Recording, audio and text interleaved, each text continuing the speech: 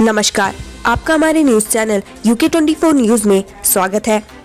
Nainital high court में corona की entry, जज रविंद्र मैठाणी निकले कोरोना पॉजिटिव।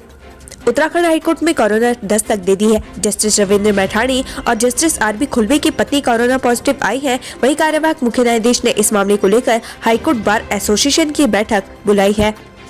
शक्तिमान की मौत पर हाईकोर्ट ने मांगा जवाब, बड़ी गणेश जोशी की मुश्किलें, बोले हरीश रावत ने फंसाया था।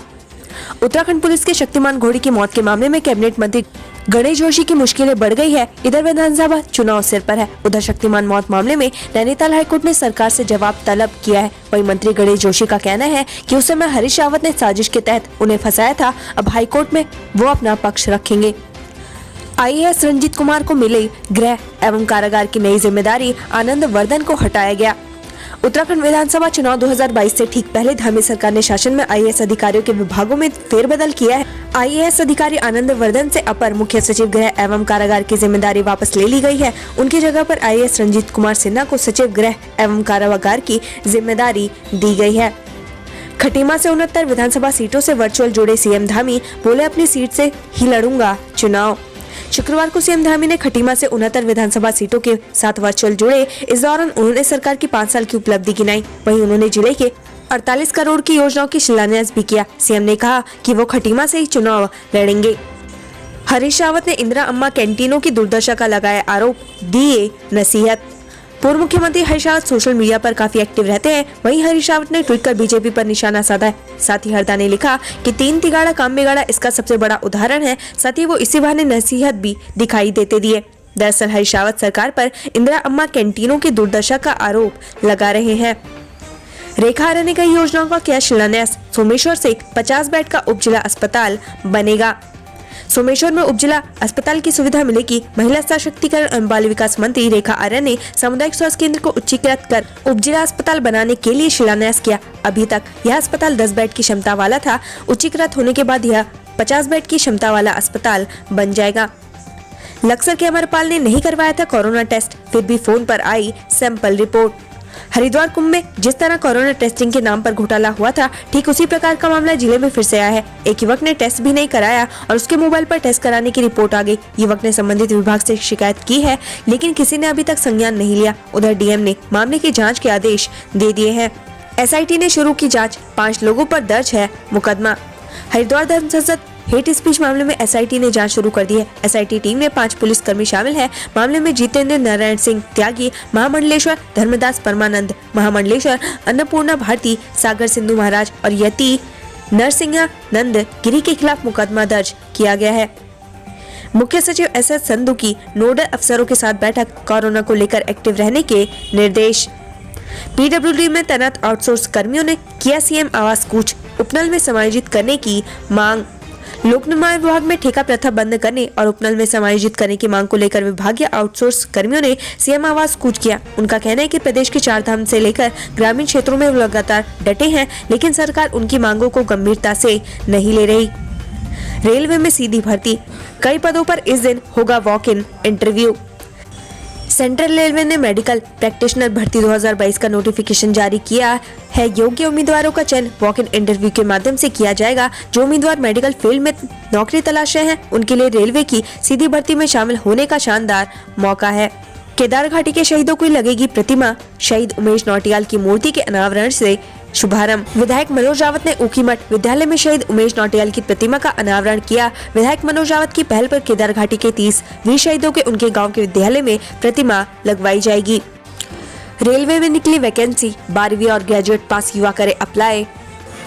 स्पोर्ट्स पर्सन के लिए नौकरी का अच्छा मौका है। दक्षिण पूर्व रेलवे ने स्पोर्ट्स कोटा के तहत खिलाड़ियों से एप्लीकेशन मांगे हैं। इसके रिक्रूटमेंट अभियान के तहत 21 पदों पर भर्ती की जाएगी। इसकी आवेदन प्रक्रिया 3 जनवरी 2022 से शुरू हो गई है। वहीं आवेदन करने की आखिरी तिथि 2 फरवरी 2022 है। इच्छुक उम्मीदवार दक्षिण पूर्व रेलवे की आधिकारिक वेबसाइट rrcser.co.in के जरिए आवेदन कर सकते हैं। ऑफिशियल नोटिफिकेशन के मुताबिक रिक्त पदों की कुल संख्या 21 है।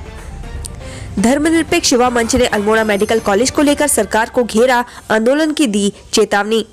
अल्मोड़ा मेडिकल कॉलेज का लंबे समय बाद भी संचालन नहीं हो पा रहा है, इससे लोगों को परेशानी का सामना करना पड़ रहा है।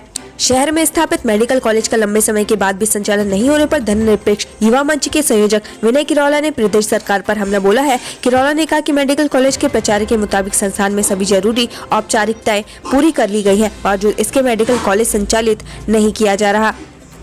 सीएम धामी ने आंगनबाड़ी कार्मिकों को दिया तोहफा, वात्सल्य योजना के अंतर्गत 3067 लाभार्थियों को मिला लाभ।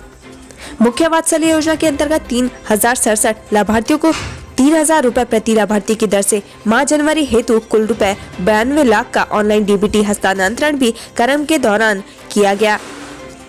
उत्तरकाशी की चिन्याली सौड़ में खाई में गिरी यूटिलिटी वाहन, एक की मौत। उत्तरकाशी में देर रात एक यूटिलिटी वाहन खाई में जा गिरा। हादसे के वक्त वाहन में 5 लोग मौजूद थे, जिसमें से एक व्यक्ति की मौके पर ही मौत हो गई, जबकि अन्य 4 गंभीर रूप से घायल हो गए। घायलों का इलाज चल रहा है। पौड़ी जिले में सुस्त पड़ी किशोरों के टीकाकरण की रफ्तार, ये है कारण। इन दिनों 15 से 18 आयु के वर्ग के किशोरों और किशोरियों का टीकाकरण अभियान चल रहा है। उत्तराखंड में 3 जनवरी से यह अभियान खुद मुख्यमंत्री के हाथों शुरू हुआ था। पौड़ी जिले में अभियान थोड़ा ढीला पड़ता दिखाई दे रहा है। दरअसल पौड़ी के शिक्षण संस्थानों में छुट्टियां होने के कारण किशोर टीकाकरण के लिए कम संख्या में पहुँच रहे हैं। खटीमा से 69 विधानसभा सीटों से वर्चुअल जोड़े सीएम धामी, बोले अपनी सीट से ही लड़ूंगा चुनाव। मुख्यमंत्री पुष्कर सिंह धामी शुक्रवार को अपने विधानसभा क्षेत्र खटीमा पहुंचे, जहां उन्होंने खटीमा के चटिया फार्म में सरकार की 5 साल की उपलब्धियों को नए इरादे, युवा सरकार के नारे के साथ जनता को बताया। साथ ही खटीमा के सभी 69 विधानसभा सीटों से वर्चुअल जुड़े। इसके अलावा सीएम धामी ने खटीमा में जिले की विभिन्न 48 करोड़ 86 लाख की योजनाओं का शिलान्यास भी किया। बीजेपी की जन आशीर्वाद जनसभा में उड़ी कोरोना नियमों की धज्जियां, बिना मास्क दिखे बच्चे बुजुर्ग। हरिद्वार में भाजपा की जन आशीर्वाद जनसभा में लोगों ने कोरोना नियमों की जमकर धज्जियां उड़ाई। कार्यक्रम में हजारों की संख्या में जुटी भीड़ बिना मास्क और सोशल डिस्टेंसिंग के नजर आई। नौकरों ने तोड़ा मालिक का भरोसा, नकदी पर हाथ साफ कर दोनों कर रहे थे मौज मस्ती। एसपी सिटी हरबंस सिंह ने हल्द्वानी में हुई चोरी का खुलासा किया। साथ ही पुलिस ने बताया कि मंडी आढ़ती की दुकान में चोरी करने वाले उसके ही नौकर थे। देहरादून आरटीओ में कर्मचारी मिला कोरोना संक्रमित, ऑफिस 3 दिन के लिए बंद। देहरादून के आरटीओ ऑफिस में कर्मचारी कोरोना संक्रमित मिला है। इसके बाद कार्यालय को फिलहाल 3 दिन के लिए बंद कर दिया गया है। ऑफिस के सभी कर्मचारियों के कोविड टेस्ट किए जा रहे हैं। 1 लाख के इनाम के लालच में फंस गया अमिताभ, अब पुलिस से लगा रहा गुहार। लक्सर में एक युवक ठगी का शिकार हो गया। 1 लाख रुपए का इनाम पाने के चक्कर में ठगों ने युवक से 8600 रुपए ठग लिए। अब युवक ने पुलिस से रुपए वापस दिलाने की मांग की है। हल्द्वानी नहर में मिला युवक का शव, नहीं हो पाई शिनाख्त। हल्द्वानी के हल्दूचौर सोयाबीन फैक्ट्री के पास सिंचाई विभाग की सूखी नहर में शव मिला है। मृतक के शरीर पर चोट के कई निशान है। शव की शिनाख्त नहीं हो पाई है। श्रीनगर में बहुउद्देशीय पार्किंग निर्माण के लिए ध्वस्तीकरण कार्य शुरू। श्रीनगर निगम क्षेत्र में स्थित रोडवेज डिपो की भूमि पर मल्टी स्टोरी पार्किंग के लिए शासन ने 4.67 करोड़ रुपए स्वीकृत किए हैं। इसके लिए डिपो के पुराने भवनों को तोड़ा जाना है। पार्किंग के भूतल में रोडवेज बस अड्डा और प्रथम तल में कार पार्किंग की योजना है। पीएम सुरक्षा में हुई चूक मामले पर बोले हरदा, दोनों की गलती, पीएम को दिखाना चाहिए था बड़ा दिल। पंजाब में प्रधानमंत्री नरेंद्र मोदी की सुरक्षा में चूक के मामले पर भाजपा और कांग्रेस की ओर से लगातार बयानबाजी आ रही है। इस मामले में उत्तराखंड के पूर्व मुख्यमंत्री और पंजाब के पूर्व प्रदेश प्रभारी हरीश रावत का बयान सामने आया है। हरीश रावत का कहना है कि इस मामले में दोनों ही पक्षों की कहीं न कहीं गलती है, जिसकी जांच होनी चाहिए, लेकिन प्रधानमंत्री को भी बड़ा दिल दिखाना चाहिए था। हरदा ने कहा कि उन्होंने जिस तरह से इस मामले को रखा है वह राज्य की छवि खराब करने वाला है। भाजपा प्रधानमंत्री की सुरक्षा में चूक के मामले को सहानुभूति के तौर पर दिखाना चाह रहे हैं, जबकि ऐसा कहीं भी नहीं था। खुद पंजाब के मुख्यमंत्री ने साफ किया है कि प्रधानमंत्री की जान को कोई खतरा नहीं था। हरदा ने कहा कि इस मामले की जांच के बाद सब कुछ साफ हो जाएगा। यूपी सरकार ने बढ़ाई उत्तराखंड की मुश्किलें, ये है कारण।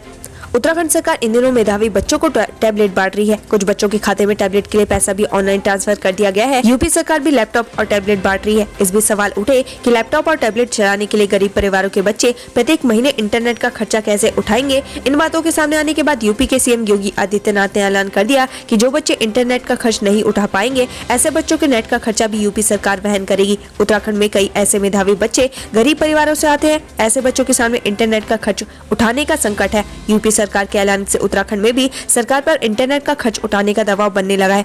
कुल मिलाकर देखें तो यूपी सरकार ने उत्तराखंड सरकार को मुश्किल में डाल दिया है। अब देखना होगा कि क्या उत्तराखंड सरकार भी यूपी की तर्ज पर बच्चों के इंटरनेट का खर्चा उठाती है या नहीं। अगर सरकार यूपी की तर्ज पर फैसला लेती है तो सरकार पर अतिरिक्त आर्थिक बोझ भी पड़ेगा। चुनावी साल होने के चलते सरकार ये फैसला भी ले सकती है। उत्तराखंड से संबंधित ऐसी ही खबरें पाने के लिए हमारे चैनल को लाइक व सब्सक्राइब जरूर करें। धन्यवाद।